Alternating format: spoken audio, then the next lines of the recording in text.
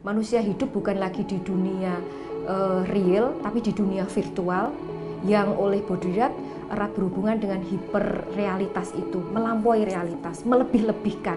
Yang muncul yaitu tadi generasi lebay, generasi alay itu berkomunikasi terus-menerus.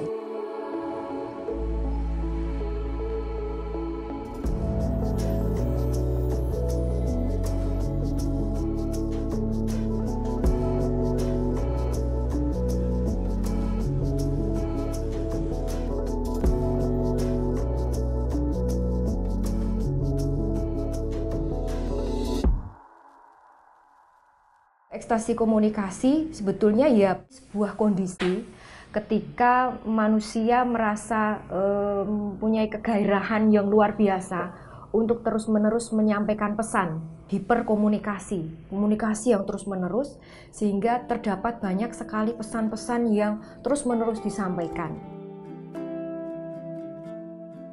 Di dalam dunia ekstasi komunikasi yang kita jalani ini, nilai kebaikan itu sejajar dengan nilai kecepatan itu. Jadi sesuatu itu baik kalau itu cepat.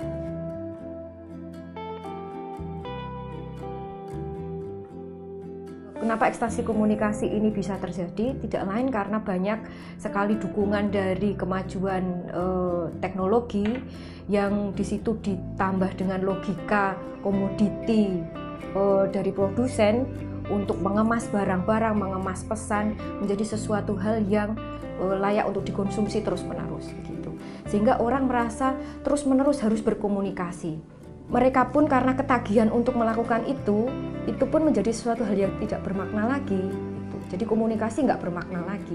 Jadi tidak ada refleksi, penilaian, saya menyampaikan makna ini penting atau tidak, itu nggak terfikirkan sama sekali. Megang handphone itu udah mulai dari SD sih sebenarnya. Kalau SD sama SMP tuh masih kayak diatur waktunya gitu loh. Malam yang udah jam 9 ke atas tuh aku udah harus tidur gitu. Kalau buat sekarang aku udah bebas, udah lost gitu. Buat main-main aja sih. Ya sosial media tentu. Kan waktu itu udah ada Facebook dan lain-lain. Tuh kalau sekarang kan fitur semakin banyak, ada film, ada media sosial yang makin banyak gitu. Jadi intensitasnya otomatis nambah.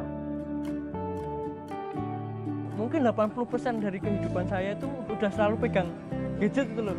Bahkan sampai di kamar mandi sambil boker pun kadang-kadang kita masih main itu loh. Mungkin saya pakai HP itu mungkin 5-7 jam. Itu juga jarang nggak standby gitu, nggak sih. Lebih dari 12 jam lah ya. Pokoknya kayak bangun tidur pasti megang HP, terus mau tidur lagi pasti masih megang HP gitu. Ini sudah seperti halnya pakaian, harus melekat. Sesuatu yang mungkin sudah memang nggak bisa terpisahkan untuk zaman sekarang ini. Dan ini keniscayaan, ini kan berkaitan dengan gaya hidup, bahkan berkaitan dengan sebuah profesi yang mungkin menuntut ini harus ada sekarang ini. Ada fenomena yang namanya internet addiction disorder, jadi gangguan ketergantungan internet. Indikatornya ketika seberapa besar penggunaan internet itu mengganggu kehidupannya sehari-hari. Nah, apalagi nanti sudah mengganggu keseluruhan hidupnya. Nah, seringkali orang tidak menyadari kalau dia ketergantungannya tinggi. Indikatornya itu memang tidak selalu jamnya. Kan bisa saja orang menggunakan internet dalam waktu yang lama tetapi dia untuk pekerjaan produktif. Itu asalkan tidak mengganggu kewajibannya ya. Orang punya kewajiban untuk berinteraksi tetap kan dengan keluarganya, misalnya memiliki kewajiban untuk beribadah. Nah, itu terganggu atau tidak? Kalau itu sudah mengganggu ya bekerja pun juga itu namanya dia ketergantungan terhadap pekerjaan. Ketergantungan itu kaitannya dengan kontrol diri. Jadi kalau orang itu bisa mengontrol dirinya, tentu dia bisa mengendalikan gadget itu. Nah, kalau sudah ketergantungan berarti kan malah orang itu sebaliknya, dia dikendalikan oleh gadget. Kemudian juga mungkin dia justru pelarian terhadap permasalahan hidupnya, mungkin stres justru malah mencari pelariannya, mencari hiburan di dalam internet itu. Kalau misalnya di Facebook saya postingnya untuk jualan, terus kemudian kalau misalnya Instagram saya rasa itu untuk pembentukan sebuah citra saya itu loh. Nah kalau misalnya Twitter saya mencari informasi yang sedang hangat dibicarakan atau itu loh, jadi nggak bisa saya samaratakan.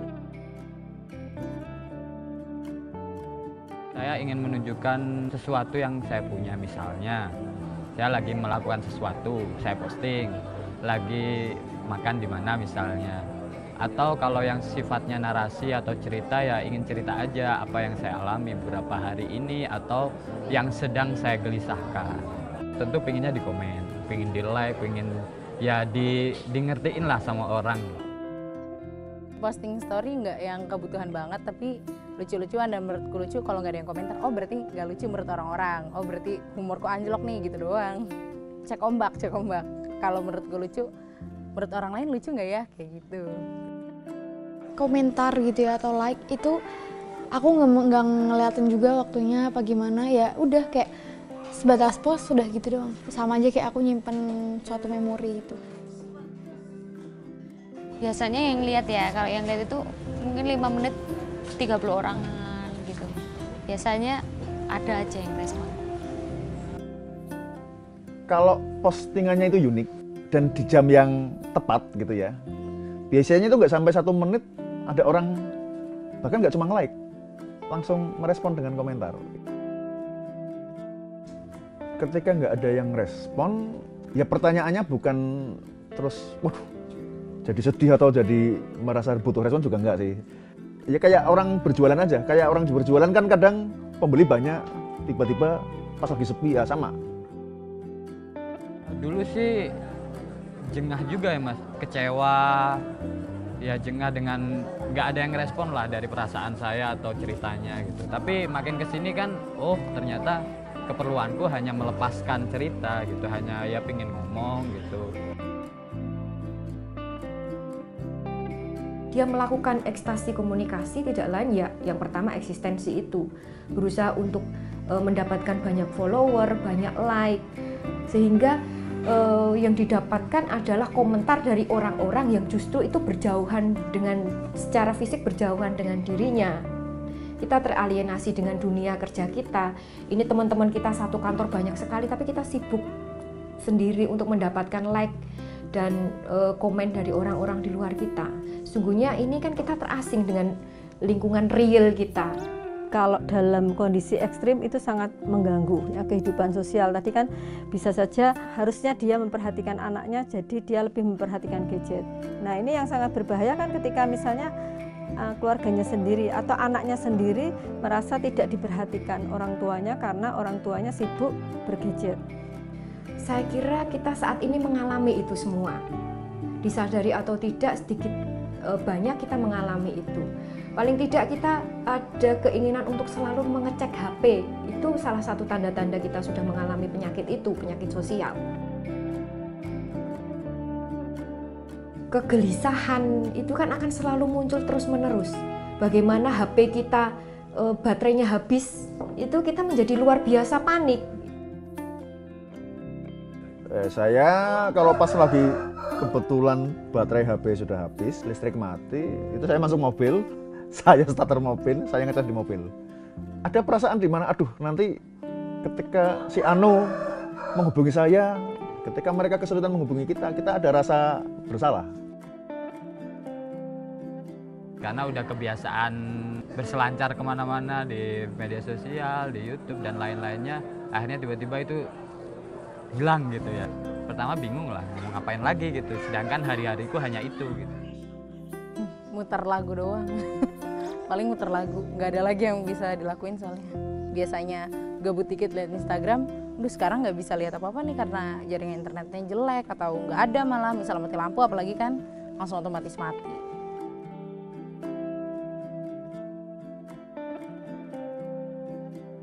Kalau anak itu menurut saya sangat gampang, tinggal orang tuanya. Maksudnya gampang itu asal orang tuanya itu mengendalikan dan memberi contoh, tentu itu akan mudah. Tapi yang sulit itu justru kalau remaja dan orang dewasa, kan dia kendalinya ada di dalam dirinya.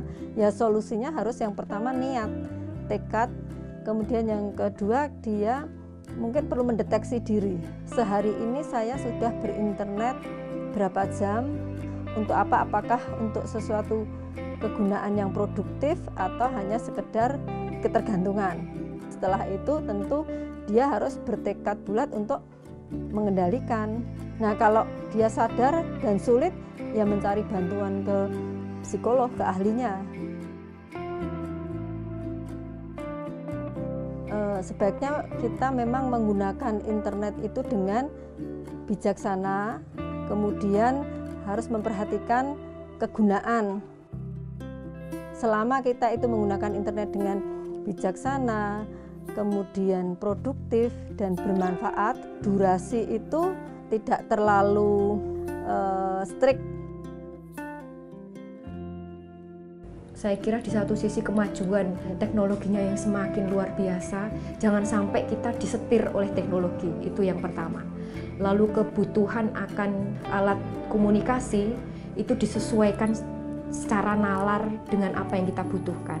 Lalu yang selanjutnya adalah kehati-hatian mengirimkan pesan atau menerima pesan atas dasar apapun, karena dunia kita saat ini adalah dunia post-truth.